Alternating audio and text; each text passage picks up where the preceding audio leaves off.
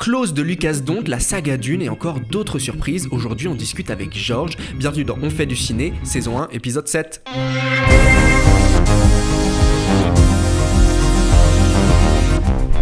Bonjour Georges. Bonjour Nathanaël. Bienvenue dans le podcast On fait du ciné. Merci à toi d'être là aujourd'hui. Merci, ça fait plaisir. On est à la médiathèque des Capucins qui nous prête la salle encore aujourd'hui. Merci à eux. Écoute, aujourd'hui je crois qu'on va parler de cinéma, Georges. Faut savoir pour tous ceux qui écoutent le podcast, que ça soit sur YouTube ou les plateformes d'écoute, que tous les films qu'on va citer aujourd'hui se retrouveront dans une liste Letterboxd qui sera dans la description du podcast. Voilà. Mais je crois savoir, toi Georges, que tu n'as pas de compte Letterboxd. Pour ceux qui ne connaissent pas Letterboxd, c'est donc une espèce d'application, de réseau social, de site où on peut donner notre avis sur les films. Et sur notre compte, on peut mettre nos 4 films préférés. Toi, Georges, si on devait faire ton Letterboxd aujourd'hui, ça serait quoi les 4 films que tu mettrais en favori ? Faisons notre Letterboxd ensemble. L'impression que ce n'est pas sponsorisé. Ce n'est pas sponsor par Letterboxd, j'ai aucune action là-dedans. Alors en plus, si on peut faire déjà une digression dès le début, je crois que Letterboxd c'est genre une asso ou un truc comme ça. Je crois que c'est très très indépendant, Letterboxd. D'accord, mais ce serait vraiment une association et pas une entreprise ? En tout cas de base, je crois que ça a été vraiment un truc asso. Et d'ailleurs, c'est pour ça qu'il y a des abonnements payants sur Letterboxd. C'est parce que ça marche comme ça serveurs, avec les dons et tout. Il me semble que c'est très très indé en tout cas, Letterboxd. Ça me donne envie de m'intéresser à l'histoire de Letterboxd. Bon, super, j'aurai une liste de lecture. On commence le podcast avec l'histoire de Letterboxd. Tu sais ce que c'est d'ailleurs, un ou une Letterboxd ? Je sais pas si ça se conjugue. C'est une boîte aux lettres. Ouais, mais est-ce que tu sais pourquoi le réseau social s'appelle Letterboxd ? Alors, est-ce que ce serait pas une référence au géant américain avec un N rouge qui fait tout doux qui livrait les films dans les boîtes aux lettres ? Ça serait drôle, mais non, moi, ma théorie que j'ai, aussi bien c'est ça, tu vois, ta théorie est plus probable, mais c'est que Letterboxd en anglais, c'est aussi ce qui va désigner les fausses bandes noires que tu mets pour faire genre que ton film est en 1,85 ou en machin. Et donc c'est pour ça que, il me semble que c'est pour ça que ça s'appelle comme ça. C'est vrai qu'on dit que c'est un film comme ça, avec Letterboxdé. Exactement. Et il y a toute une histoire, allons-y pleinement dans la discrétion, il y a toute une histoire là-dessus, dans l'histoire du cinéma, avec du coup la transition du cinéma en 1:33, donc en 4/3, et à l'arrivée de la télévision, donc qui a aussi pris ce format 4/3, il y a eu une grosse concurrence, les gens n'allaient plus dans les salles de cinéma, il y a eu toute l'invention du cinémascope, etc. Et s'était posé la question de la télévision diffuse des films de cinéma aussi, qui maintenant était dans un format qui était très très long, et donc soit il fallait mettre des énormes bandes noires, donc on letterboxait le film, soit il y avait plein de techniques très cheloues et totalement irrespectueuses du film, mais en même temps c'était assez difficile de leur point de vue, ou soit ils déformaient le film, horrible, soit ils faisaient, alors je sais plus comment on appelle ça, les bords, quoi. Mais ils coupaient les bords, et ils recadraient certaines parties du film. Donc il fallait qu'un mec qui disait bon, c'est telle partie du plan qui est importante. Sauf que un plan, ça se réfléchit dans sa globalité déjà, et surtout t'avais des plans, je sais pas, il y a un plan qui est assez connu dans Matrix par exemple, où t'as 2 personnes qui se font face, genre Tintin, western, machin, etc. Sauf que c'est un film qui est très large, cinémascope, et ils sont vraiment bord de l'image, chacun. Donc je vois, il y a eu plein de scénarios comme ça, parce que c'était une époque où il y avait beaucoup de western, où en fait, tu vois qu'un mec, ou tu vois aucun mec, et tu refaisais le montage, mais tu peux pas avoir les deux, quoi. Ou alors, faut faire un split screen, mais bon, je pense que ça rentrait pas dans les budgets des gens qui refaisaient juste ça. Tu vois, c'était pas prévu. Bref, voilà. Et t'as tout un truc aussi que t'as beaucoup de séries ou autres qui sont filmées du coup sur pellicule en format en gros 4/3. Et qui ont été diffusés à la télé après en 4/3. Non, attends, je dis n'importe quoi. Ok, je recommence, ça n'a aucun sens. Non, il y a plein de films qui ont été filmés en 16/9 et qui ont été diffusés à la télé en 4/3. Mais c'était prévu, tu vois, c'était ça leur workflow de base. Mais qui après, ils se sont dit, tiens, avec l'arrivée de la télé et du web en 16/9, tiens, on va maintenant les diffuser avec la pellicule ou l'image originale en 16/9. Ce qui fait qu'il y avait du coup 2 bords sur les côtés qui n'avaient pas été réfléchis ni par les réals ni par les chefs-op, et qui du coup rentraient pas trop dans la composition de cadre, et ce qui fait même que des fois, il y avait des parties de décor manquantes. Et moi, l'exemple que j'ai en tête là, c'est dans certains épisodes de Friends, t'as vraiment des endroits où le décor, tu sais, t'as la délimitation de la peinture un peu mal faite et t'as un petit trou dans le décor. Parce que de base, c'était fait pour une diffusion 4/3, quoi. Et qu'à partir du moment où ça a été diffusé en 16/9, il y avait des trucs vraiment pas prévus dedans. Donc ça. Il y en a qui ont loupé la transition. Ouais, exactement. Revenons-en à nos moutons et à nos 4 films favoris. Qu'est-ce que tu mettrais, toi ? Eh ben écoute, j'ai dû re-regarder ma liste de tous les films que j'avais vus et que j'ai plutôt bien noté. Eh ben c'est très difficile de choisir, hein. Je déteste toujours autant cette question. Ok. Du coup, je me suis fait une petite anti-sèche. Uh-huh. Et alors, ce sera pas forcément les 4 top best films de toute ma vie, mais ceux qui, en revoyant leur affiche et en y repensant, je me dis ça fait partie de mon top. Tu vois, ça m'a marqué, ça m'a foutu une claque. Mm-hmm. Mais ça se trouve, dans 2 semaines, je t'en ressortirai 4 autres différents, tu vois. Voilà. Je comprends. Mais bon, je pense que c'est un peu pour tout le monde comme ça évolue. Du coup, dans ma liste, j'ai mis en premier The Human Voice de Almodovar. D'accord, que je n'ai jamais vu du coup. Voilà, et on parlait d'Almodovar hier, c'est drôle. Et donc The Human Voice, pour la photo, pour l'étrangeté, pour l'articulation du scénario, qui, à partir d'un truc très simple, dans un seul décor quasiment, il y a un truc qui se passe, on est tenu en haleine tout le long sur rien, tu vois. Et c'est ça que j'adore, c'est un coup de maître assez ouf d'Almodovar, avec une photo qui est absolument magnifique. Et donc il y a une actrice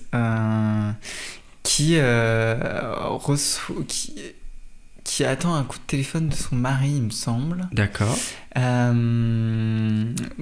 Chez elle. Et elle fait ses valises. Il y a des histoires avec son chien aussi. Et alors, il me semble que c'est un moyen métrage, que c'est pas un long métrage. Ok. Enfin, moyen. Ça n'existe pas, mais en gros, c'est pas un court métrage de 10 minutes, mais plutôt d'une heure. Il me semble que c'est 50 minutes, quelque chose comme ça. Ça dure 30 minutes. C'est 30 minutes. Ouais. Bon, bah, voilà. mais voilà, moi j'ai beaucoup aimé ce film-là. Je le recommande vraiment pour la photo notamment. Et ce truc que ça ne tient à rien en fait. Mais pourtant, hyper prenant. Il est sorti comment en 30 minutes, tu sais ? Ça n'a pas été distribué en salle. Alors moi je l'avais regardé pas du tout à sa sortie. Oui. Je l'ai découvert un peu au hasard. On m'avait recommandé Almodovar quelques mois auparavant. C'est quelqu'un dont je sais pas comment je suis passé totalement à côté. J'en avais jamais entendu parler. Alors que après, du coup, quand je me suis un peu informé, j'ai dit ok, c'est une grosse tête. Ouais. Et du coup, le cinéma à côté de chez moi en diffusait 2 d'affilée. Alors il me semble que c'était Strange Way of Life. D'accord. Donc le tout dernier. Enfin pas plus maintenant, mais à l'époque. Et donc The Human Voice. J'ai pris une claque sur les 2, mais beaucoup plus sur The Human Voice. Voilà. Mais donc c'était une rediff assemblée de deux films. Bah moi j'avoue, Almodovar, je suis un peu passé à côté aussi comme toi. De nom, je connaissais depuis longtemps. Je m'y suis jamais encore intéressé.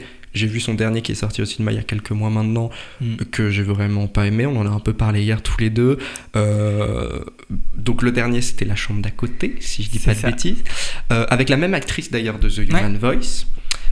Et moi le dernier, j'ai vraiment pas accroché. J'arrive pas du coup à... Il faut que je regarde d'autres Almodovar pour savoir en fait si j'accroche pas juste à l'entièreté de la filmographie et des œuvres de Almodovar, ou si c'était juste un pas de côté là qu'il avait fait sur La chambre d'à côté. T'en penses quoi de La chambre d'à côté déjà, toi, à peu près ? Alors moi je trouve que... Alors du coup j'ai vu que ces 3-là en film de Almodovar. À moins que j'en ai bien, mais il me semble que c'est ça. J'ai bien aimé. Mais c'est pas non plus j'ai pas du tout pris de claque, tu vois. J'ai bien aimé. Contrairement à toi, la photo m'a plutôt plu. C'est vrai que c'est un film assez lent qui tourne autour d'un sujet, mais j'ai bien aimé quand même l'approche.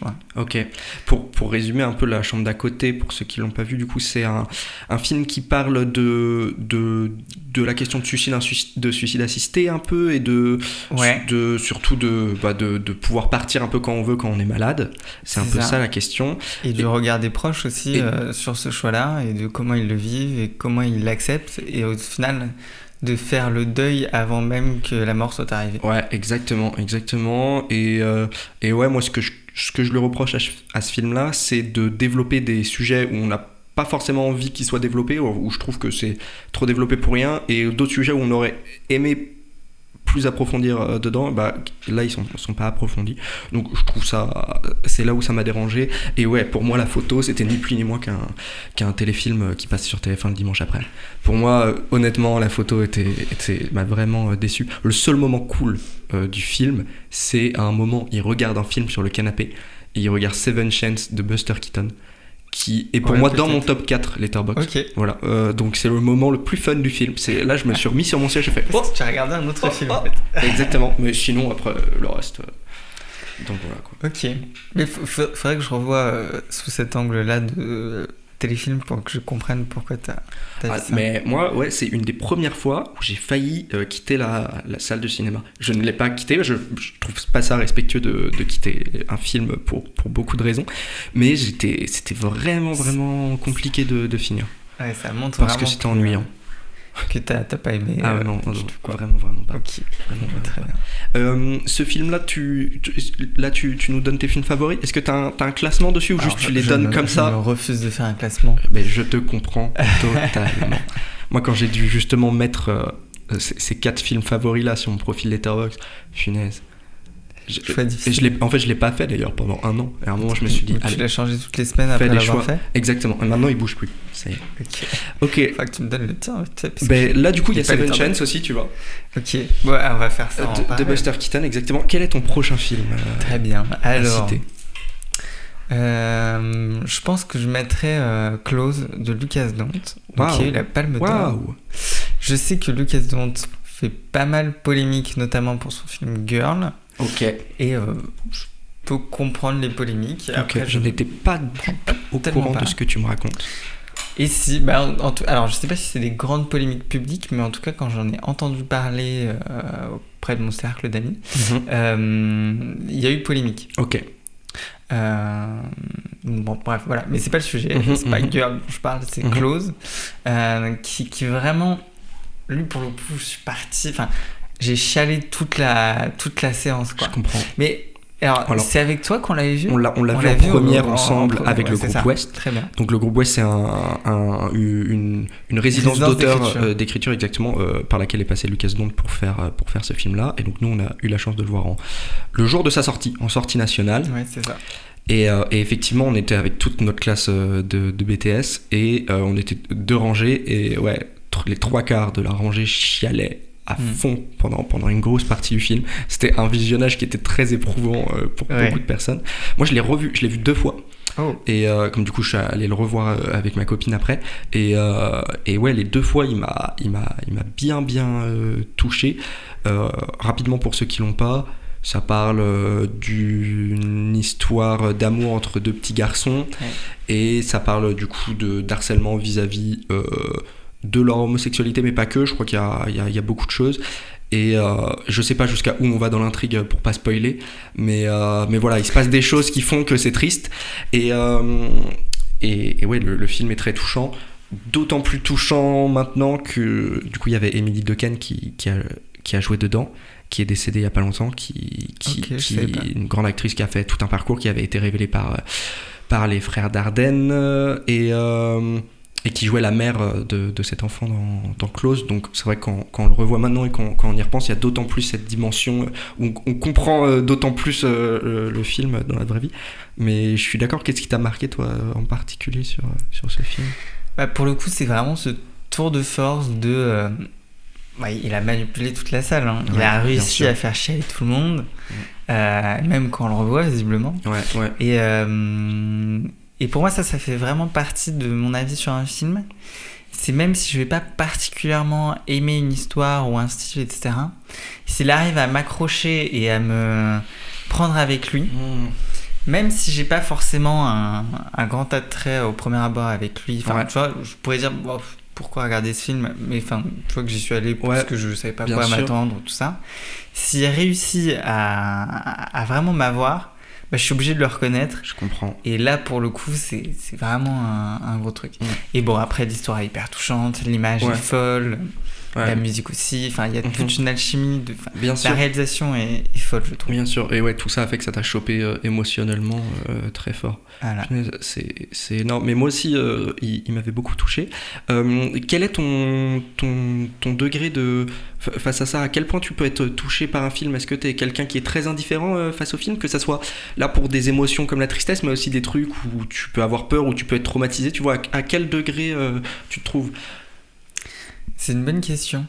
Moi je sais que Ouais, ça dépend quand même beaucoup des films, mais enfin normal. Ouais, bien sûr. C'est assez rare que par exemple je pleure autant devant un film close, tu vois. Ouais.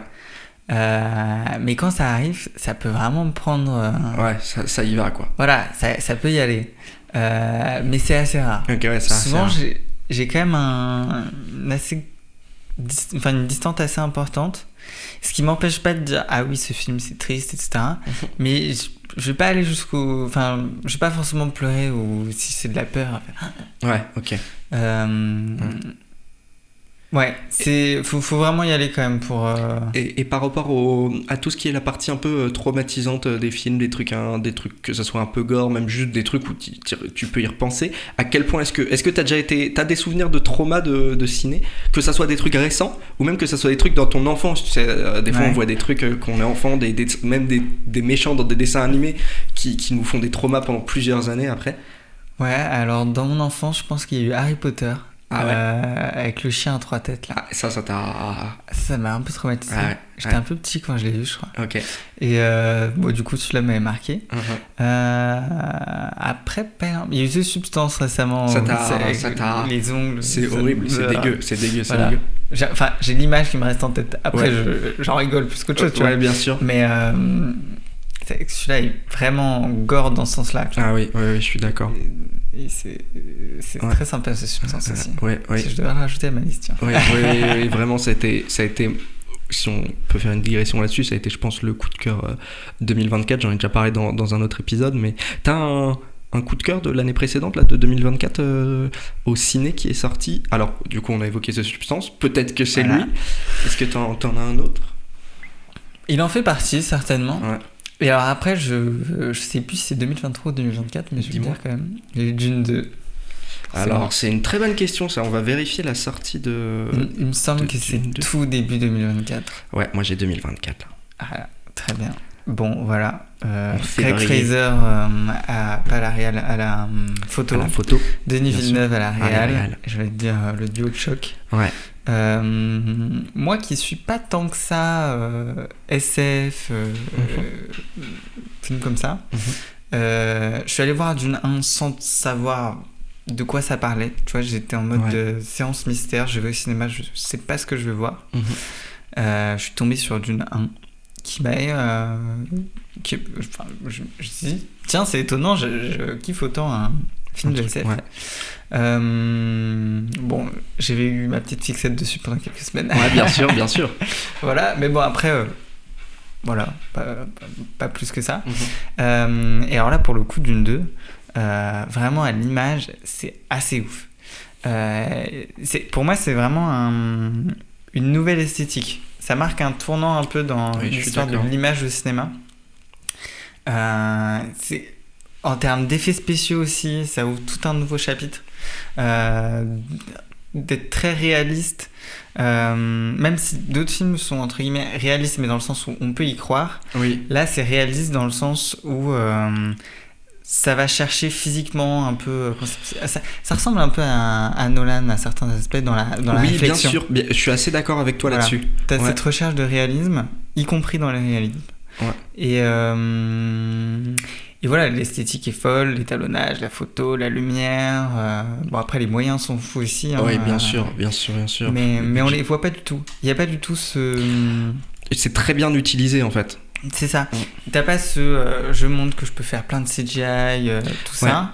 T'as quand même une approche de. Ils sont allés filmer dans le désert. Voilà. T'as une approche intéressante. Je trouve qu'il y a très une approche quand même George Lucas Star Wars vibes quoi, enfin dans l'approche du truc et dans ce truc un peu révolutionnaire comme tu disais où on a l'impression de passer une étape. Moi j'ai l'impression que c'est la même chose qui s'était passé avec Star Wars à l'époque, surtout sur les derniers, ceux qui étaient à plus gros budget. Quand je dis les derniers, je parle bien des 4, 5, des 4, 5, 6, pas des 7, 8, 9 qui sont sortis après par les studios Disney, mais les derniers de George Lucas eux-mêmes. Je viens de regarder, du coup, Dune 2, c'est 190 millions de dollars. De dollars. Ce qui fait beaucoup d'argent. En parlant de SF, tu as vu le dernier film de Bong Joon-ho au cinéma, Mickey 17 ? Non. Eh bah écoute, nous n'en parlerons pas dans ce cas.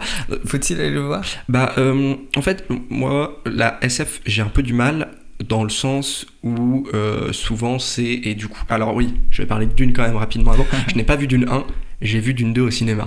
Je pense que c'est la plus grosse erreur de ma vie, parce que j'ai vraiment pas accroché à Dune 2. Et du coup, j'ai un mauvais pressentiment sur toute la saga Dune, quoi. Donc là, il faudrait que je m'efface tout ça, que je mate Dune 1, Dune 2 d'affilée. Et peut-être que là... 30 ans. Et peut-être que là, je serais content, quoi. Mais voilà. Et ce que j'ai du mal dans la SF, c'est tout ce truc où y a telle espèce qui va combattre tel peuple avec tel peuple et tel machin. Je suis perdu. Et moi, si j'ai un problème au cinéma, c'est retenir les personnages. Et même dans la vie, en fait, j'ai beaucoup de mal à retenir les prénoms. Et enfin, tu vois, je suis pas du tout physionomiste pour retenir les gens et tout. Donc dans les films, genre Le Parrain, moi, je l'ai pas du tout apprécié. Parce que je n'arrive pas à retenir qui est qui. Dans Le Parrain, il y a, je sais même pas combien de personnages principaux, quoi. C'est énorme. Et du coup, je sens qu'il y a du potentiel cool, hein. Mais tous les films un peu chorales, j'ai vraiment du mal à les suivre pour ça. Et donc, Dune 2 en a fait partie, quoi. J'étais juste perdu. J'étais ouais, tu vas aller battre machin, mais attends, pourquoi c'est qui j'ai rien compris. Donc voilà, de plus, sans avoir vu le 1, c'était vraiment me mettre des bâtons dans les roues dès le début. Oui. Oui, faut avoir vu le 1 pour comprendre le 2, effectivement. Pareil pour le 3, hein, si jamais... Le 3, il sort pas tout de suite, le 3. 2026, fin 2026, il me semble. Mais il a été avancé avant, il devait être en 2027. Ouais, comme on est d'accord que Denis Villeneuve avait dit qu'il voulait faire un autre film entre Dune 2 et Dune 3 parce qu'il en avait marre. Et je crois qu'au final... Finalement, il s'est dit, allez, on finit très vite. Allez, go. Ouais. Tant mieux, hein. Oui, tant mieux. Oui, non, mais au moins c'est fait, au moins c'est fini. Je reviens juste sur Le Parrain. Oui, j'ai eu bien sûr. exactement le même blocage que toi sur les prénoms. Je m'en sortais pas. Ouais. Et vraiment.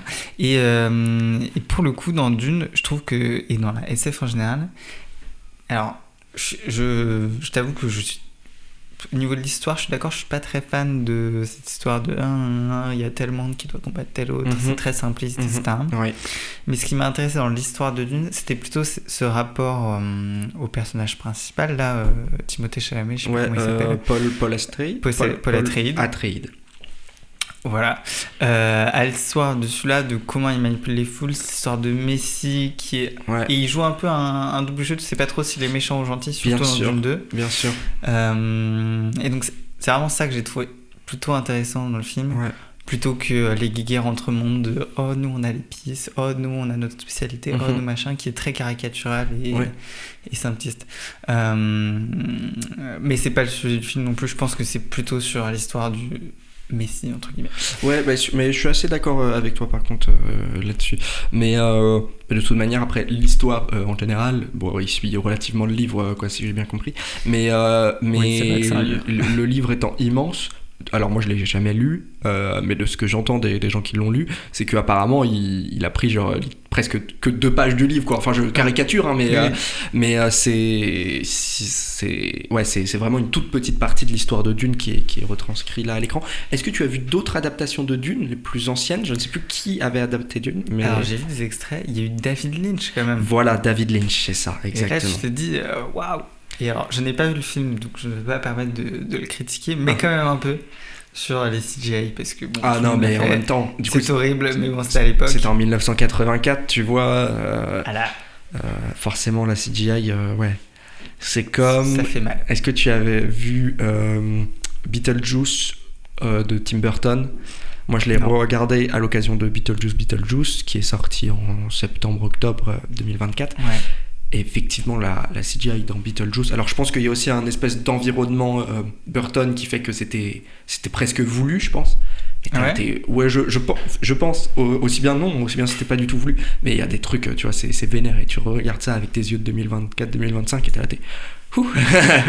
Aïe, aïe, aïe. Mais surtout à côté, quand t'as des Dune 2 qui te ressortent, qui te poussent le curseur de l'effet spécial en général. Ouais, exactement. Pour revenir à nos moutons, à notre liste de 4 films préférés, donc tu nous as cité Close. Moi, je te cite le deuxième que j'ai dans ma liste. Moi, j'ai Singing in the Rain. Ok. Est-ce que tu l'as déjà vu ? Non, je dois le voir. Singing in the Rain, ça fait partie de... Pour moi, c'est un de mes... J'ai un espèce de top 3 films où j'ai Singing in the Rain, The Artist et Babylon, où c'est 3 films qui parlent de la même chose, mais sur des points de vue un peu différents. C'est 3 films qui parlent du passage du muet vers le parlant, et de comment est-ce que les acteurs muets font pour passer justement vers de l'acting parlant, et donc de cette descente aux enfers pour certains, et qui se font remplacer, etc. Et c'est un sujet que j'aime beaucoup parce que j'aime beaucoup le cinéma des années 30 et avant les années 30. Donc je trouve ce passage-là super intéressant. Et ces 3 films le racontent tous les 3 d'une manière super différente. Singing in the Rain, c'est littéralement de la comédie, quoi, tu vois. Là où The Artist, ça va être un peu comique, mais ça va être surtout très dramatique. Et Babylone, c'est juste dramatique as fuck, quoi. Et donc j'aime bien ces 3 films parce que ils parlent littéralement de la même chose, mais les 3 sont totalement différents. Tu as vu The Artist ou Babylone ?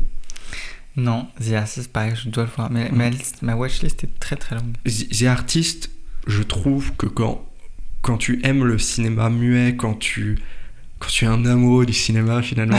Non mais quand t'aimes vraiment ce truc de cinéma muet, The Artist, c'est génial parce que c'est un peu un film à référence aussi, tu vois, où genre tu le regardes et tous les 2 plans tu fais ça, je l'ai déjà vu dans tel film et tout. Mais pour les cinéphiles entre guillemets qui aiment bien avant les années 30, c'est vraiment un espèce de film doudou où t'es là, la musique est incroyable. Enfin, il y a plein de trucs qui sont tellement géniaux dedans où tu le regardes et t'es en extase à chaque fois et t'es là, t'es waouh. Ouais. Un peu en vrai comme The Substance qui a 10 millions de références aux films des années 80 et 90, quoi, tu vois. Et ou quand t'aimes ça, moi je voue pas forcément une adoration à cette période-là, mais aussi parce que j'ai pas forcément maté énormément de films de cette période-là. Mais c'est vrai que quand tu le regardes, tu peux pas t'empêcher de dire mais oui, c'est ça. Ça te fait un peu du bien quand tu vois ça. Oui, quand t'es cinéphile, c'est toujours un peu une petite référence que t'aimes bien. Ouais, exactement. Bonbon caché. Continuons, Georges. Quel est le 3e film dont tu vas nous parler ? Il y en a un qu'on a aussi vu ensemble pendant nos années d'études, qui est aussi un moyen métrage d'ailleurs. D'accord. Attends, j'essaye de deviner là pour l'instant là. Vas-y. Attends, un moyen métrage qu'on a vu. Est-ce qu'on l'a vu On en a vu qu'un, je crois. Ouais, mais surtout, on l'a pas vu On l'a pas vu au cinéma. On l'a pas vu dans le cadre de nos études. On l'a vu dans le cadre entre potes. Est-ce que tu vas parler de Lux Aeterna ? Exactement. Punaise, énorme. Et alors, donc de Gaspard Noé. De Gaspard Noé. Qu'on a vu juste avant Climax, c'était notre petite préséance. Alors moi je n'ai pas vu Climax avec vous le soir-là, pour que vous ayez l'histoire. On était tous en internat, donc avec Georges et avec d'autres amis à nous, dont Hippolyte qu'on a reçu dans le tout premier épisode du podcast. Quelle coïncidence. Exactement. Et dans cet internat on avait une salle ciné, et donc effectivement souvent les soirs on se mettait des films, et on avait fait un marathon, un mini marathon Gaspard Noé avec mais vous aviez vu d'autres films un jour, non, on alors, vu que c'est ceux-là. Peut-être continuer après. En tout cas, le même soir, vous aviez regardé Lux Aeterna, puis Climax. Moi, j'avais seulement regardé Lux Aeterna. Qu'est-ce que tu peux nous en dire de Lux Aeterna ? Pourquoi ça t'a... Qu'est-ce qu'il fait là ? Ça m'a... Comment dire ? Ça m'a ouvert une porte sur ce qui était possible dans le cinéma. Waouh. Dans le pan du cinéma complètement WTF. Ouais. Où je me disais, ok, on comprend, enfin c'est totalement chelou, mais ça marche quoi. Et en fait c'est intéressant et j'ai accroché. Bien sûr. Et je pensais pas du tout parce que c'est quand même complètement chelou. C'est un truc épileptique dans tous les sens. T'as un plan de 10 minutes en zoom sur comment elle s'appelle cette actrice. Sur Charlotte Gainsbourg. Charlotte Gainsbourg, avec une lumière qui te pète les yeux, qui te fait rouge, vert, bleu 14 fois par seconde. Et ça marche. Et c'était cool et j'ai kiffé. Et ce film n'a aucun sens, oui. Mais juste il se suffit à lui-même. Et t'as quelque chose dans l'œuvre en général de Gaspard Noé où en fait t'as une espèce tu vis une expérience quand tu regardes ces films, quoi. Et ça va dans tous les sens. Et c'est ce que tu retrouves du coup dans Climax que vous aviez vu juste après. Et t'en as vu d'autres après, toi, de ton côté, des films de Gaspard Noé? Non, mais du coup ça m'a donné envie de le voir. Mais évidemment, et ouais, tous ces films sont une espèce d'expérience où t'es là, tu comprends pas, et surtout il s'affranchit de beaucoup de codes un peu normaux du cinéma, quoi, et jusqu'à vraiment pas suivre les codes du générique et des pré-génériques. Enfin, il y a un truc très, je sais pas, il fait vraiment comme il le sent et comme il a envie pour mettre les personnes dans un univers. Et je peux pas m'empêcher de me dire que voir un film de Gaspard Noé dans une vraie salle obscure, ça doit être quelque chose exceptionnel, quoi. Sur grand écran, tu dois vraiment te défoncer la rétine, tout simplement. Mais ça doit être exceptionnel. Mais je vous redirige, si vous voulez entendre parler de Gaspard Noé, du coup au tout premier épisode du podcast où on en avait parlé quand même beaucoup avec Hippolyte. Ça, c'était le petit moment auto-promo. Mais moi, Gaspard Noé, il fait partie dans ces films de mon top trauma. Enter the Void est un des films les plus traumatisants que j'ai vu. T'as déjà vu des films vraiment traumatisants, genre d'un point de vue où vraiment tu sors et t'es là, ça, je sais que je vais pas dormir cette nuit. Et pas traumatisant, tu pleures, juste traumatisant où t'as vu des trucs que tu pensais jamais voir dans ta vie. Il y a des films qui sont réputés pour ça, tu vois. Je pense pas à ce point-là. J'en ai vu qui m'ont mis mal, tu vois, mais pas qui m'ont empêché de dormir. Ouais, bien sûr. Et je sais que Gaspard Noé est réputé pour ça, très fort pour ça. Et ça m'intrigue un peu, mais tu vois, mais je veux pas forcément les voir comme ça en mode tiens, je vais faire un Gaspard Noé traumatisant. Évidemment. Mais je pense que si on me proposait, et pourquoi pas plutôt accompagné. Oui, bien sûr. Pas tout seul, tu vois. Oui, pas dans une salle obscure d'ailleurs, sur le PC avec la lumière allumée. Mais pourquoi pas, je dis pas non.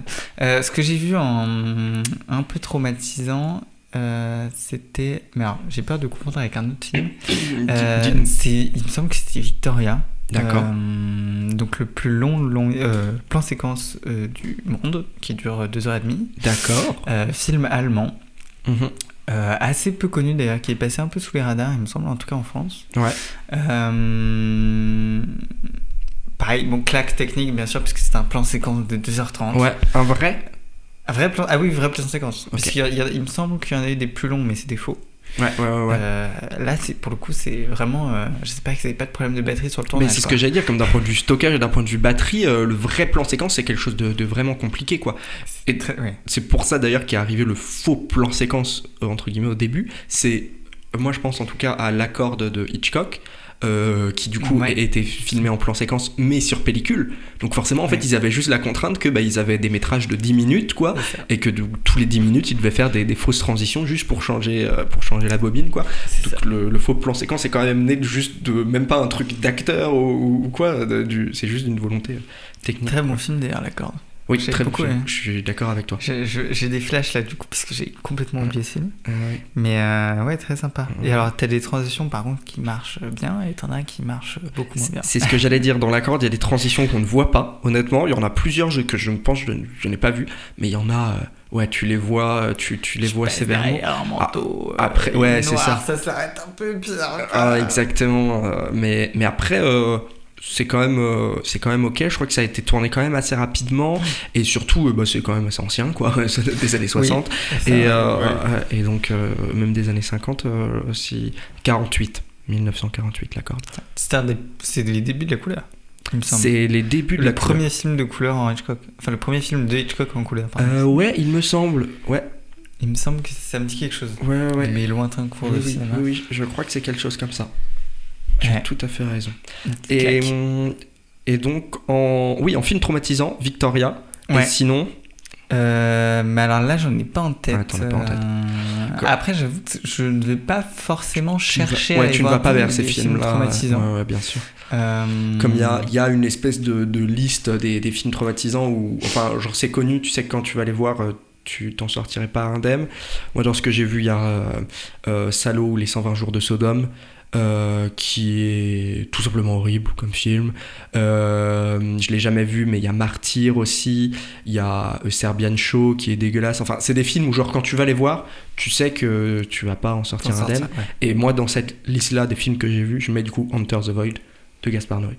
Ce film-là, je l'ai vu tard, fatigué. Il est assez long, il dure 2h30, il me semble.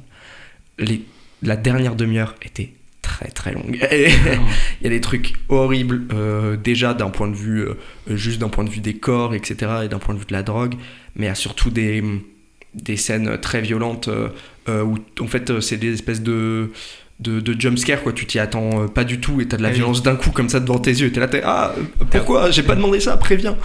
Et donc ouais, ça fait partie des films qui ont été le plus dérangeants pour moi, ça c'est sûr. Tu n'iras pas le revoir de son plein gré, quoi. Non, exactement. Et ok, énorme.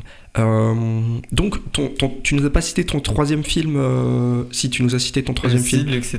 Ok, donc moi j'ai cité Singing in the Rain, je cite du coup Babylone qui est dans mon top 4. Je n'ai pas mis The Artist dans mon top 4 parce que je me suis dit si je mets 3 films qui parlent de la même chose dans mon top 4, ça va être un peu trop. Et donne-nous un dernier film, alors je t'en prie pour ce top 4. Sur mon siège. Je t'en prie. Et du coup, j'en profite pour donner mon dernier film, qui est pour moi Les Demoiselles de Rochefort. Ok, encore de la comédie musicale. Encore de la comédie musicale, je suis fan de comédie musicale. Et Les Demoiselles de Rochefort, je l'ai découvert il y a très peu longtemps, il y a un mois, je pense. Et c'est exceptionnel. Que ça soit ça parle de quoi, déjà ? Ça parle de quoi ? Alors, c'est un espèce de quiproquo géant où... c'est vrai que le pitch est infernal à résumer. Tout le monde se croise, tout le monde est amoureux de tout le monde, mais les gens... C'est un espèce de Roméo et Juliette, tu sais, genre de... Ah, il est mort, ah donc du coup moi je meurs. Ah mais en fait non, il était pas mort. Sauf que là, les gens meurent pas, les gens juste partent et échangent un peu comme ça. Donc vraiment, il y a ce truc de des couples en devenir se croisent sans jamais se voir, etc. Et il y a des quiproquos de c'est toi qui m'aimes, non, c'est pas moi, c'est machin. L'intrigue est très compliquée à résumer, je suis sûr qu'elle serait beaucoup plus simple, mais en tout cas moi c'est comme ça que je la résume. Mais voilà, et tout se passe dans le village de Rochefort, donc. Et c'est, ouais, au niveau des couleurs c'est magnifique, des musiques j'en parle même pas, les scènes de danse elles sont fantastiques, et ouais c'est génial parce que il y a Gene Kelly dedans. Donc Gene Kelly qui est star internationale de la comédie musicale, qui joue dans Singing in the Rain par exemple, et qui est à la fois réal et à la fois acteur, et donc qui joue en français dans Les Demoiselles de Rochefort, mais qui a quand même un second rôle, quoi, qui est pas juste en figurant en mode un peu guest star, tu vois, et donc c'est drôle de le voir là dans ce genre de film, quoi. Donc ouais, non, quand tu aimes la comédie musicale, Les Demoiselles de Rochefort, c'est un peu le Graal, quoi. C'est incontournable. Ouais, non, mais vraiment, Enfin, j'ai même plus. Je n'ai plus les mots pour parler de ce film. Ok. Et toi, donc ? Moi, je suis moins comédie musicale. Ouais, mais il faut quand même que je vois ces deux-là, donc Les Demoiselles de Rochefort et Singing in the Rain, parce que c'est quand même des classiques. Bien sûr. Et qu'au final, j'ai peut-être pas vu les bonnes comédies musicales pour m'en faire pour juste pouvoir dire j'aime pas les comédies musicales. Et en plus d'être des classiques, c'est des bons films, je trouve. Et ouais, surtout, et Singing in the Rain, moi je le trouve vraiment drôle aussi. Moi c'est un film devant lequel je me marre premier degré, même si c'est très gaguesque, tu vois, et très très très, c'est vraiment le trait est poussé à fond, mais pourtant c'est un truc où je me marre quand même, quoi. Donc je t'invite à les visionner en tout cas. Quel est ton dernier film, ton quatrième film du moins ? C'est difficile, je ne sais pas choisir, donc je prendrai le premier qui me vient en tête, et ça va être Furiosa. D'accord. De la saga Mad Max. D'accord. Alors il faut savoir que j'ai commencé avec le tout premier film de la saga Mad Max. Ouais. Je crois que je ne l'ai jamais fini. Genre j'ai dû regarder la première demi-heure. Ok. Alors je n'étais pas en salle, donc je peux pas dire que j'ai quitté la salle, mais j'ai quitté le canapé. Parce que vraiment je n'ai pas du tout accroché. Je me suis dit mais ce film n'a aucun sens. Je peux comprendre. Ça. Je pense que j'étais pas très bien réveillé en plus. Ouais. Et Et j'ai pas du tout aimé. Et donc ça, c'était il y a déjà quelques années. Et après, j'entends parler de... Alors, je savais pas du tout que ce film était connu à l'époque. Enfin, je savais qu'il y avait une petite communauté, mais pas que c'était aussi connu que Ouais, bien ça sûr. fait. Et après, il y a une sorte en salle, comment il s'appelle ? C'est Fury Road, il me semble. Fury Road, exactement. Voilà, qui fait partie de la nouvelle génération Ouais. Mad Max. Ouais, c'est ça. J'en entends beaucoup parler, j'en entends beaucoup de bien, mais je vais pas le voir. Et après, il y a un Furiosa que du coup j'ai vu en salle. Et juste avant, j'ai quand même regardé Fury Road pour l'occasion de Furiosa. En même temps, et peut-être des liens, je vais quand même regarder un peu. Ouais, bien sûr. Et grosse claque. Alors, je ne sais plus comment s'appelle le chef opérateur, son nom m'échappe. Mais grosse claque parce que c'est quand même techniquement un exploit parce que t'as énormément de plans qui sont tous hyper bien cadrés avec toujours le concept de regarde au centre pour le spectateur. Comme ça, le spectateur ne s'embête pas. Il n'a pas de changement de pas de point de vue, mais de point à regarder. À chaque fois, il regarde au centre. Tous les cadres sont faits pour guider l'œil. T'as des transitions, parfois ça part sur le côté puis ça revient au centre. Et du coup, en termes de montage aussi, c'est un sacré exploit parce que tout le montage est fait aussi pour, encore une fois, guider l'œil. Et voilà, et c'est une claque. Et ne serait-ce qu'en termes d'effets visuels, c'est assez spectaculaire. C'est pas un film hautement intellectuel, mais que j'ai quand même aimé regarder. Ok, mais t'es rentré dedans plus du coup par la technique et par la photo, quoi. C'est ça qui t'a fait rentrer dedans plus que l'histoire en elle-même. Et en soi par le spectacle. Même si d'habitude je suis pas, tu vois, hyper film spectaculaire. Bah là, je me suis pris au jeu. Ouais. Et voilà. Et je me suis pris dedans aussi, par les effets, par tout ça. Comme quoi, parfois, ça sert au film. Énorme. Du coup, c'est Simon Dugan, avec notre bon accent français, qui a fait... pour Furiosa ou qui a fait pour Furiosa, qui était chef-op sur Furiosa. C'était le même sur les deux ? Non, c'était pas le même sur les deux. Et je vais te dire même qui c'était sur Fury Road. Et sur Fury Road, les deux par contre sont réalisés toujours par George Miller qui a réalisé. D'ailleurs, je me demande comment est-ce que tu fais quand tu dois tenir comme ça une saga aussi longtemps. Déjà, je me dis, tu vois, la Denis Villeneuve, il avait fait les premiers aussi. Il avait fait les premiers aussi. C'est lui, George Miller, c'est lui qui a fait le premier Mad Max. Oui, et donc, je me dis, punaise, quand tu tiens une saga aussi longtemps. Là, je crois que Denis Villeneuve, on a quand même un tout petit peu ras la casquette de Dune 2, tu vois. C'est son bébé quand même. Enfin, de Dune 3, pardon, mais tu vois, je pense que c'était pareil pour Jurassic Park, où Steven Spielberg, il a fait le 1, le 2, et c'est pas lui qui a réalisé le 3. Il l'a produit quand même parce que c'était son bébé et tout, mais juste, il en avait quand même un peu ras la casquette des dinosaures, quoi, à un moment. et ouais, je sais pas comment tu fais pour tenir un truc aussi longtemps. Et du coup, le chef-op de Fury Road, c'était John Seal. C'est lui qui est chef-op sur Harry Potter 1. Et qui est chef-op sur la Société des Poètes Disparus. C'est ça le nom ? Le Cercle des Poètes Disparus. Voilà, entre autres. CV sympa. Évidemment, ouais, il a un très bon CV. Ok, ben moi j'ai jamais été attiré par les Mad Max, tu vois. Je comprends tout à fait. Et je sais que Furiosa, je crois, est en ressortie en salle dans les cinémas de Brest là dans les prochains jours. Ok. Et donc je vais sûrement aller le voir, mais je regarderai Fury Road avant. En parlant de salle de cinéma, la transition est toute trouvée. Est-ce que, en plongeant dans tes souvenirs lointains, est-ce que tu sais quel est le premier film que tu as vu dans les salles obscures ? Alors soit est-ce que tu t'en souviens, soit est-ce que c'est un truc genre que tes parents te racontent ? Alors je saurais pas te dire quel est le premier film que j'ai vu. Mais alors souvent c'était ma grand-mère qui m'emmenait au cinéma au début, quand on était petit. De temps en temps, une fois par an ou une fois tous les 2 ans, elle nous emmenait voir, plutôt une fois par an je pense, même peut-être tous les 6 mois. Et une petite sortie avec mon frère et ma soeur et on allait au cinéma. Et alors je pense que ça devait être un Disney. Ouais. C'est évidemment la réponse classique. Et c'est au final assez tard que j'ai commencé à regarder d'autres films au cinéma. Parce que dans ma famille, on n'y va pas très souvent. Ça restait très occasionnel. Et après, c'est moi qui ai fait péter le passe illimité quand je suis arrivé à Paris.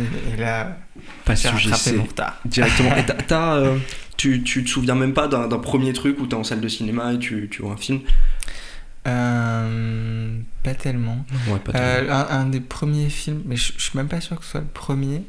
C'était, il me semble, un documentaire qui s'appelle Sur les chemins de l'école. D'accord. Et qui racontait les parcours un peu extrêmes d'enfants qui parfois prenaient des heures pour aller à l'école, avec des chemins un peu hasardeux, qui étaient limite dangereux. Et c'était genre vraiment des enfants qui étaient très isolés. Et c'était un documentaire, il me semble. Ouais. Ok, d'accord. Ça devrait être un documentaire. Énorme. J'étais tout petit, ça fait très longtemps. Voilà. Ouais. Et donc du coup, maintenant, ce n'est plus un secret pour personne. On sait que tu as quand même envie de bosser dans l'univers du ciné. En tout cas, c'est vers quoi tu te diriges. Exactement. Est-ce qu'il y a un film ou est-ce qu'il y a quelque chose dans ta vie qui t'a donné ce déclic-là de te dire, tiens, peut-être que c'est ça que je veux faire de ma vie, le cinéma? Alors, tu sais que j'ai eu la même question du coup pour préparer le concours de Louis Lumière. Ouais. 2 ans d'affilée, parce que je l'ai fait l'année dernière aussi. Je ne sais toujours pas quoi répondre à cette question. J'ai des questions de préparateur de Louis Lumière. Exactement, je pense que tu pourrais faire partie du jury. Et ben c'est parti. Ah ouais, et tu... Ok, et mais t'as jamais eu de déclic, ça s'est fait naturellement? Ouais, c'est... Ça, en tout cas, c'est pas arrivé d'un coup, tu vois. Ça arrivé progressivement. Mon père avait un petit appareil photo, un réflexe. Et il y a un moment, je sais pas, je jouais avec, tu vois, je me dis, c'est cool, c'est marrant. J'étais petit encore. Ouais, bien sûr. Et je commence à prendre des photos, etc. J'ai toujours été un peu aimé jouer avec les ordis, regarder les trucs. Je crois que mon premier contact avec un logiciel de montage, c'était ici d'ailleurs. Mais non. À la médiathèque des Capucins de Brest. Exactement. Waouh. Et exactement, peu après son ouverture, où je sais pas, je devais avoir un projet de cours dans un de ces carrés-là. D'accord. Ouf. Énorme. On en reparle maintenant. Et donc il y a la suite Adobe sur ces logiciels. Si jamais vous avez du montage à faire, c'est en libre accès. Exactement. Et j'avais ouvert, je crois, Première. Il me semble que c'était Première ou un logiciel de la suite. Ouais. Il me semble que c'était Première. Par erreur. Genre, je voulais ouvrir un logiciel et j'avais ouvert Première par erreur. Waouh. Parce que c'était l'icône d'à côté ou tout ça dans la barre des tâches. Ouais. Et je me suis dit, mais c'est quoi ce logiciel? Tu vois, Première, quand tu l'ouvres par défaut, alors c'est plus tellement le cas maintenant, mais avant étonnant. C'était du gris où tu voyais tous tes panneaux mais vides. Genre ton viewer, t'avais rien dedans, t'avais juste tes boutons en bas. Et la seule ligne de texte un peu intuitive qu'il pouvait y avoir, c'était glisser vos rushs dans cette fenêtre, quoi.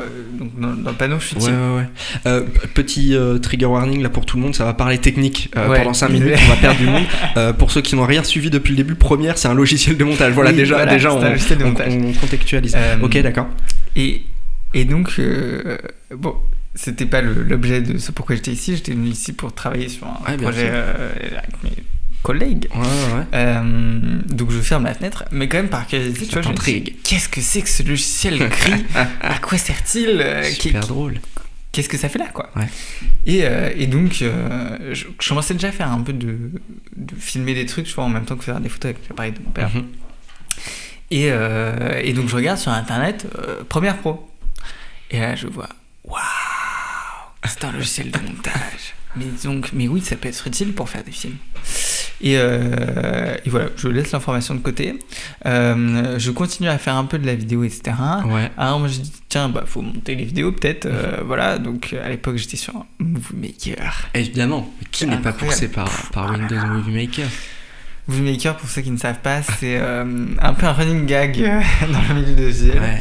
Mais je pense que pire logiciel de montage du monde. Tout le monde a déjà exploité Movie Maker, je pense, que ça soit des gens qui ont envie de faire de la vidéo juste. Après, il y en a beaucoup qui étaient sur iMovie parce que c'est l'univers Mac. Ouais, c'est vrai. Mais ouais, Movie Maker. Donc, il y avait globalement une possibilité, c'était ajouter un rush après un autre. Voilà, c'était vraiment du bout à bout. Et mettre un titre et mettre une piste son. Oui. Je pouvais mettre de la musique ou une voix off, mais pas les deux. Il y avait des transitions en mode diapo aussi. Ah oui, bah pour le coup, les transitions, Yeah. sur tous les logiciels de montage cheap, c'est là où tu as le plus de transitions. Exactement. C'est la page de vente C'est se la résume transition. aux transitions. Exactement. Les fameuses transitions Star Wars, finalement. Voilà, avec le cube en 3D qui se balade dans de l'eau et qui... Il y a un palmier qui passe devant et tu vois ton plan, c'est n'importe quoi. Je me souviens de Je l'ai pas, cette transition, et je me tu vois. souviens que, du coup, tu vois, toujours dans mon idée de vas-y, l'informatique, je vais tout comprendre. Je me souviens d'une après-midi où j'avais testé toutes les transitions une à une de Movie Maker. Et Pour c'est savoir, là, genre, qu'est-ce que c'était que ces trucs, tu vois. c'est énorme. Et alors, mais t'en as, mais c'est vraiment... Qu'est-ce que c'est que ce truc, quoi? Qu'est-ce qui s'est passé dans la tête des développeurs à ce moment-là? On leur a dit, il faut que vous libérez 15 transitions, les gars. C'est ça. Ils en ont fait une à droite, une à gauche, après ils se sont dit, bon, C'est drôle. maintenant il va Continuons. falloir qu'on continue. Ah ouais. Après, j'ai eu Pinnacle, que j'ai pas utilisé Ouais. très longtemps. Ouais. Parce que bah, là, je commençais vraiment à prendre le truc un peu plus au sérieux, à me dire, bon, maintenant, on va faire du montage. On peut quand même. Voilà, on commence à évoluer, on commence à faire des petits Bien films sûr. avec des amis, etc. Et donc, assez vite, je passe à Premiere Pro. Où donc là, j'apprends vraiment le montage. Très vite, je passe en même temps à Photoshop, Lightroom, After Effects, les trois en même temps. Bam, la suite Adobe, hop, formation. Je passe beaucoup de temps ici d'ailleurs, parce que ici, les licences. Il y a la suite Adobe gratuite. Voilà.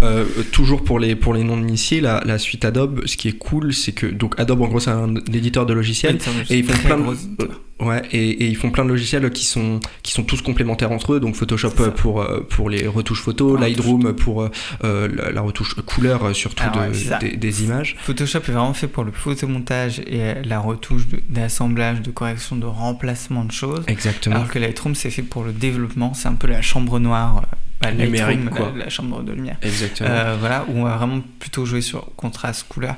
À la limite, effacer 2-3 petits trucs, genre un personnage qui se promenait sur la montagne au loin, voilà. Mais pas des choses très compliquées. Et Première, du coup, pour le montage vidéo, After Effects, tu l'as dit, et du coup, pour les effets spéciaux. Moi, j'avais pas tellement de besoin d'effets spéciaux, j'ai quand même regardé des petits tutos classiques, mais c'était surtout pour du motion design. Ouais. Donc, j'ai découvert le motion design là-bas. Et ça m'a beaucoup servi pour mon alternance ensuite en études. Oui. Comme tu dis là, tu dis que tu découvres tout ça. Tu découvres tout ça quand? Tu découvres tout ça au collège, au lycée, à peu près vers quand au collège, je pense. Ouais, au collège. Au lycée, je commençais déjà à avoir un plutôt bon niveau sur Première, au moins Première, et Lightroom aussi, puisque j'ai commencé par la photo. Et après au BTS, je passe sur DaVinci. Évidemment. Et voilà. DaVinci, autre logiciel de montage. Ok, donc c'est énorme. Donc ouais, il y a vraiment une approche très technique où tu es d'abord passé par la photo, puis par le montage, et c'est ça en fait qui t'a amené vers ce monde de faire du cinéma entre guillemets. Je suis pas du tout arrivé par un film particulier ou une envie de dire quelque chose particulièrement. Moi, c'était plutôt la mise en place de comment ça marche, quoi. Comment tu fais un film. Mais ça, c'était pas suffisant pour me dire tiens, je vais en faire mon métier. Ouais. Ça a été là où il y a eu un déclic peut-être. C'est voir comment ça se passe un plateau de tournage, quoi. Ouais. Et c'est vraiment le moment où je dis ah oui, ok, c'est tant de personnes pour faire un film, c'est tant de spécialités différentes, tant de spécialités improbables. Oui, bien sûr. Et ça, tu le découvres en making of sur ton PC ou tu le découvres dans la vraie vie? Alors, un peu des deux.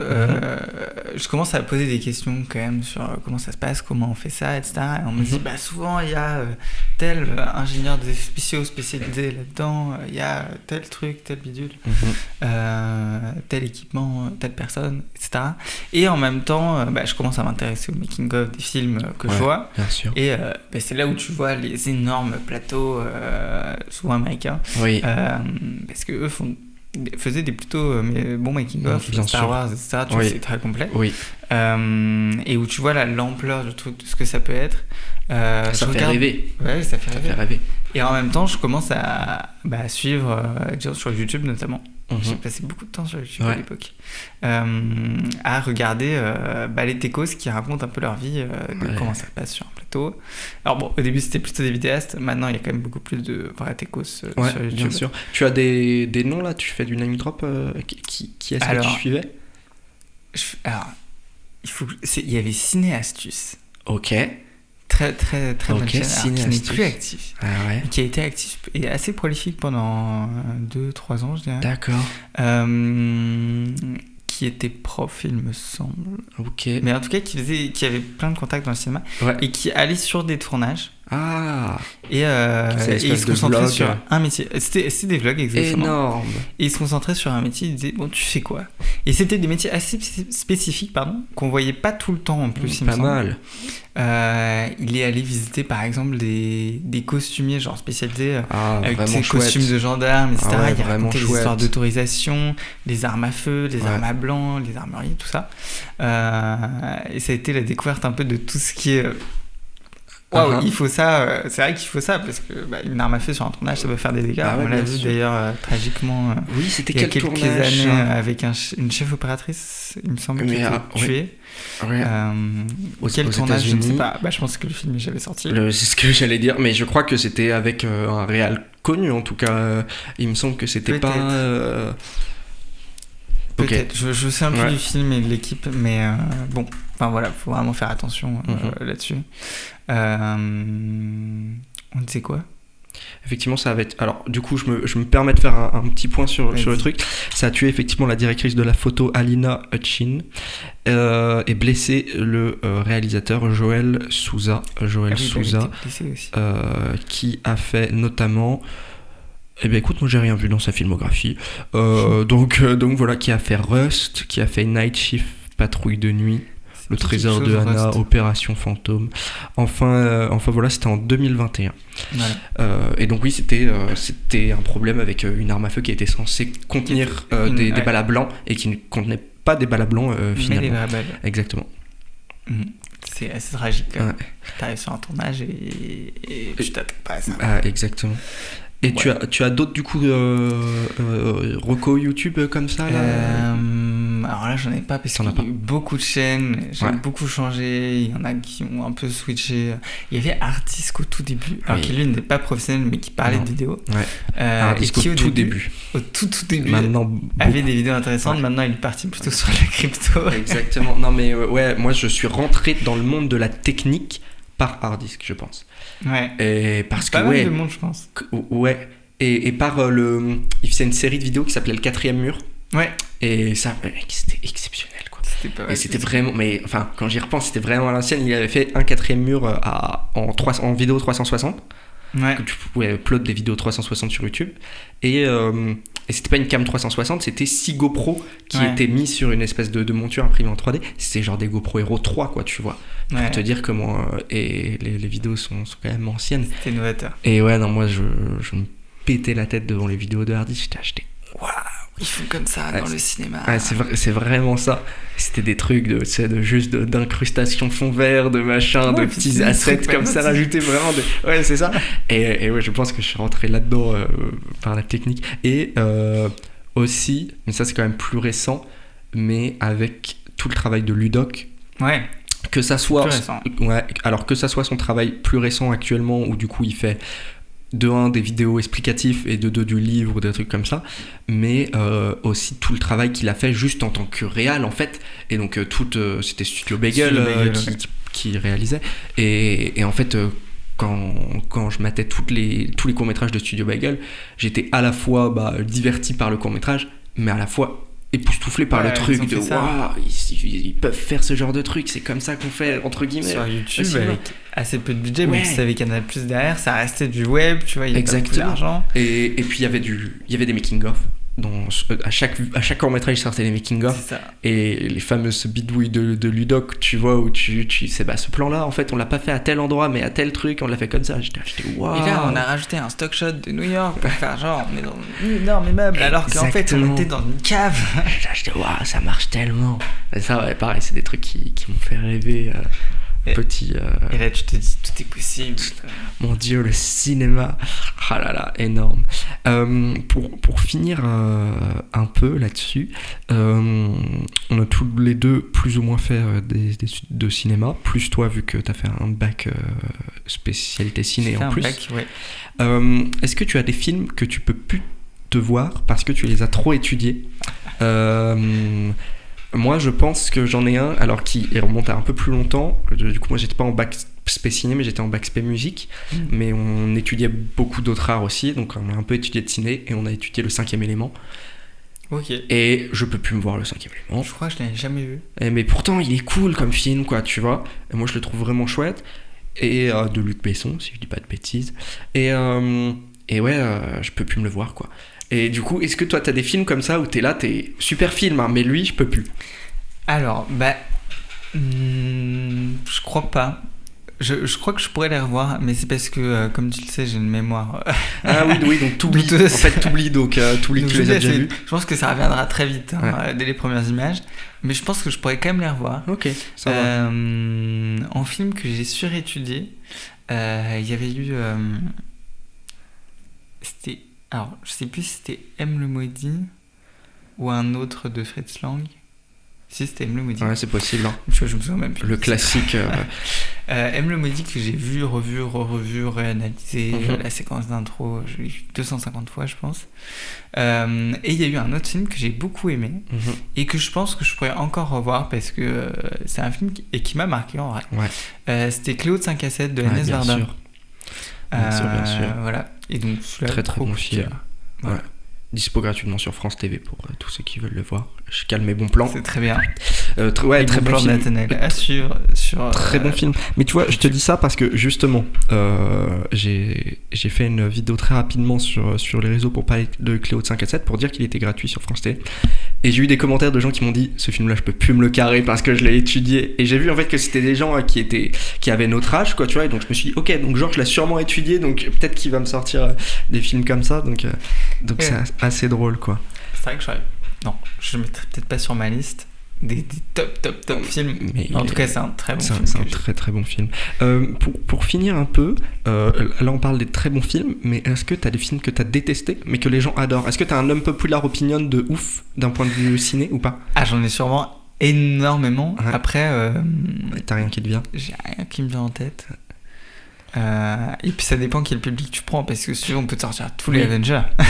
Oui, c'est vrai. Oui, non, mais un truc où vraiment, t'es vraiment, tu vois, tu soutiens la position de moi, vraiment, j'aime pas, et que la majorité des gens, 90% de la population, va faire oh, pourquoi tu penses ça? Faudrait que je revoie les films beaucoup aimés des gens. Des gens, ouais. Moi, je sais que j'ai mon unpopular opinion, et je l'ai déjà dit, et je me mets des personnes à dos quand je le dis, c'est les Miyazaki. J'ai beaucoup de mal avec les Miyazaki. Ouais.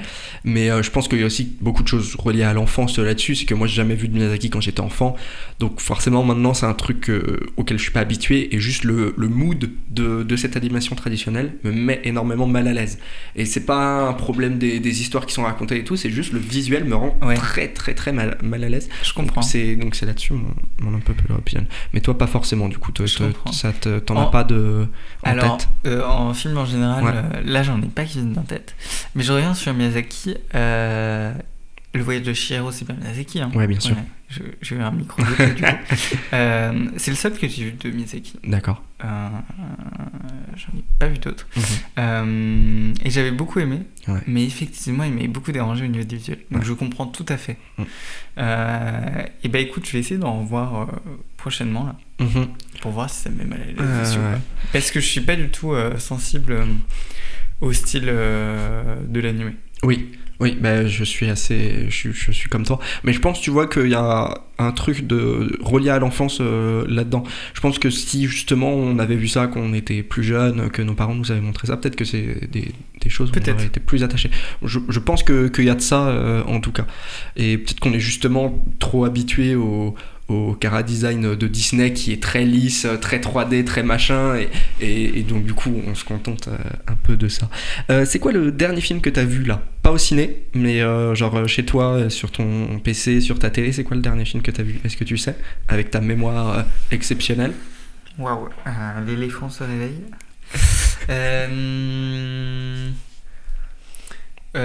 Série, ça marche aussi ou... Comment? Série, ça marche aussi. C'était Severance, je crois. Severance, ouais. Tu l'as maté en entier? Ouais, c'est bon, là j'ai terminé.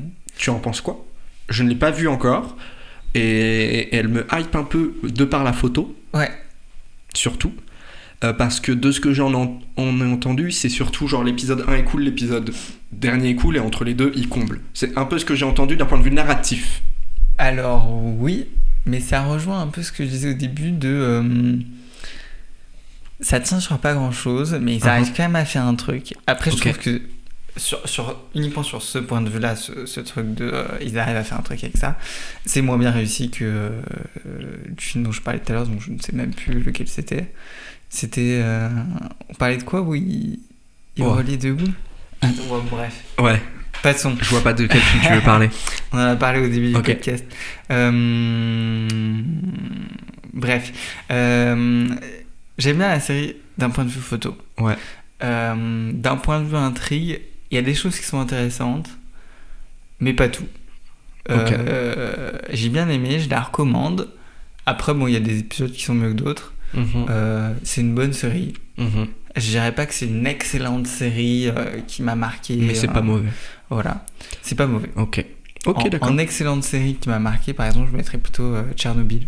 D'accord. Où là, j'ai pris une claque. Ouais. Voilà, je sais pas si tu l'as vu. Alors, je ne suis pas du tout les séries, parce que je pars du postulat que j'ai déjà pas assez de temps pour regarder les films, et je me dis, si je me mets une série où je vais mettre 16 heures à la regarder, je me dis, ça va mettre des bâtons dans les roues gigantesques. Mais tu vois, il y a quelques séries quand même que j'ai envie de mater. Severance en fait partie.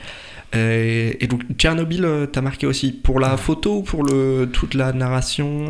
La narration aussi, la réalisation. Et elle a été... Alors, elle n'a pas fait énorme... Enfin, si, elle a fait du bruit, mais pourtant, je crois qu'elle n'a pas été tant que ça regardée du grand public. Ok. Mais elle a eu pas mal de prix, il me semble. Ouais, sûrement. Ça a été un petit succès discret. Ok, d'accord. Ok. Mais je recommande. En très bonne série, il y a ça. Ok, très bien. Et le dernier film que tu as vu au cinéma? Ça, on le sait, on est allé le voir hier tous les deux. C'était Les linceuls de David Cronenberg. On va finir alors en parlant rapidement des linceuls de David Cronenberg. Les linceuls de David Cronenberg, déjà, film qui est sorti pour le Festival de Cannes de 2024 et pas de 2025, donc qui sort en salle quasiment un an après.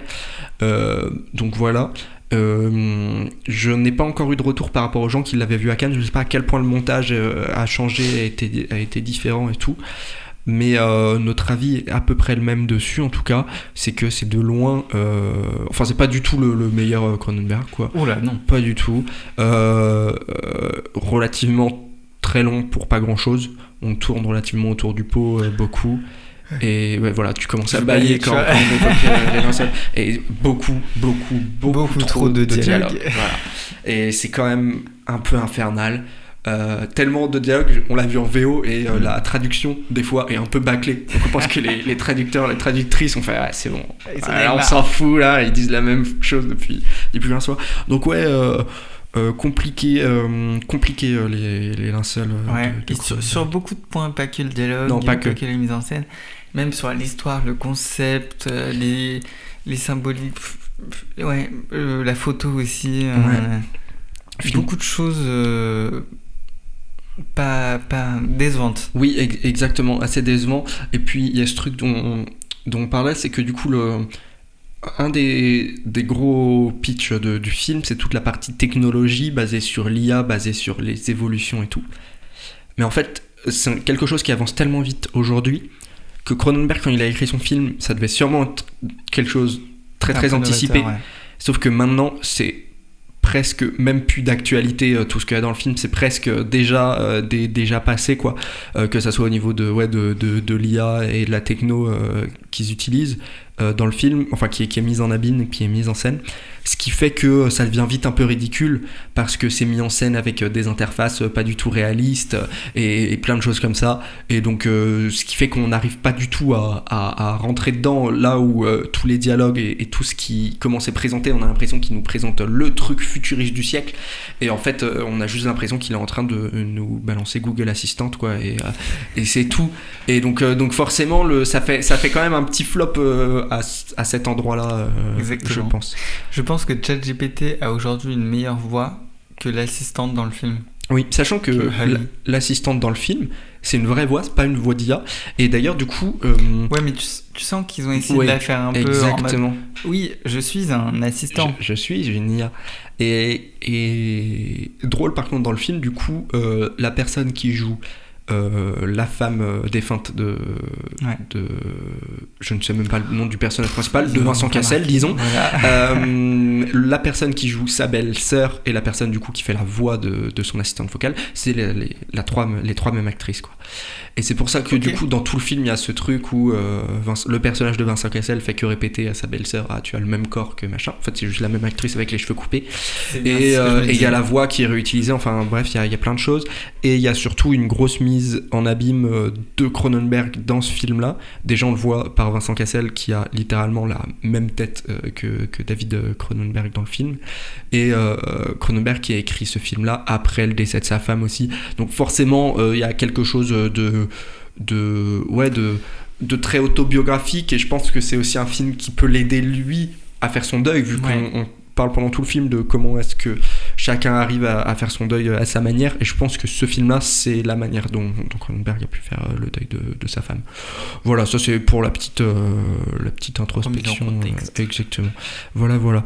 Est-ce que tu as une dernière reco de films que tu as vu il y a pas longtemps, que ça soit au ciné ou juste chez toi, de films que tu as vu il y a pas longtemps qui sont pas forcément sortis, pour conclure? Non, mais je vais finir sur une envie de... Moi, ce que j'ai envie de voir... Qu'est-ce que tu vas voir? Des vieux films. J'ai envie de revoir des vieux films. Je te conseille. Ça manque un peu, parce que là, je ressors d'une période où j'ai regardé beaucoup de films assez récents de séries. Tu dis vieux films, tu parles années 80, années 50 ou années 30? Alors, peut-être pas les films de premier temps, j'ai quand même un peu de mal. C'est un peu hardcore pour moi. Mais j'aime bien regarder, mais c'est à petite dose, tu vois. Mais tout ce qui est période... Hitchcock, etc. Ceux qui ont un peu sorti tous les concepts fondamentaux du cinéma, mais un peu plus avancés que je suis novateur, j'ai fait du montage dans mon film. Ce qui est hyper important à voir, mais ce qui est quand même beaucoup moins digeste de mon point de vue. Oui, non, je comprends. Donc, c'est plutôt la période de tout ce qui est Hitchcock, etc. Je suis en train de chercher là, si j'ai pas des recos justement dans cette période-là, un peu. Je suis tout oui. Je regarde. Mais ouais, moi je suis déjà assez d'accord avec Hitchcock. Hitchcock, il y a pas longtemps, je me suis fait une grosse partie de sa filmographie. Et ouais, il y a des choses très très très intéressantes. Je sais pas quel est mon Hitchcock préféré. Je vais essayer de... Alors, attends. Attention, on regarde ça. Bam. Je pense que c'est... La mort aux trousses. Faut que je le revoie. La mort aux trousses et ou Les oiseaux. Oui. C'est les deux qui m'ont vraiment marqué de Hitchcock. Et La mort aux trousses, justement pour ce truc très novateur où tu disais, où il a littéralement inventé James Bond avant James Bond, quoi, tu vois. Et il a inventé il y a une narration qui est exceptionnelle dans La mort aux trousses. Et vraiment, La mort aux trousses, si tu l'as pas vu depuis longtemps ou si tu l'as jamais vu. C'est un des premiers films d'Hitchcock que j'ai vu. Et du coup, je m'en souviens pas très bien. Et je trouve que c'est un espèce de... Quand tu connais pas Hitchcock, si tu veux le présenter, je trouve que c'est un très bon condensé. Ça parle de tout ce qu'il aime bien mettre en scène, à savoir les histoires de... Les cheveux. Pour ceux qui savent pas, Hitchcock adore faire des plans sur les cheveux des dames et des hommes aussi. Mais voilà. Il adore toutes les histoires de faux coupables. Il kiffe ça. Voilà. Et ouais, non, La mort aux trousses, je ne peux que recommander, en tout cas. Ok. Et, ouais. Je te rejoins sur Les oiseaux. Oui. Et je rejoins aussi le fait que c'est peut-être un des films un peu traumatisants que j'ai vu. Je comprends. Tu regardes pas Les oiseaux de la même manière pendant 2-3 semaines après. Mais je suis d'accord. Je me dis, oula, mais tu me regardes bizarrement là, non? Mais oui, mais moi je l'ai vu, j'ai découvert Les oiseaux il y a 3-4 mois, je pense. Et tu vois là, en venant, je suis venu à pied, et sur la route, il y avait une pie qui était sur le côté, et je te jure, elle a tourné la tête vers moi, et j'ai eu juste un flash du film Les oiseaux, et c'est ça toute la puissance en plus du film Les oiseaux, c'est qu'il n'utilise pas des oiseaux qui nous font peur, tu vois, de base, c'est des oiseaux qui sont totalement inoffensifs de base, qui là s'attaque à des enfants, à des familles, et c'est ça qui est le plus flippant. Et il aurait utilisé des gros aigles, des trucs comme ça, enfin, ça aurait pas du tout eu le même impact au final. Mais c'est vrai que là, qu'il te retourne le cerveau, même après le film. Ouais. Et il arrive à t'imprimer en fait un traumatisme. Ouais, vraiment. Ouais. C'est pour ça que je le remets dans les films traumatisants. Et je crois que c'est le même effet qu'il y a sur Les Dents de la Mer, quoi. Et Ah ouais, Les Dents de la Mer, moi c'est un grand film, hein, ouais. Il m'a pas... T'as pas transcendé.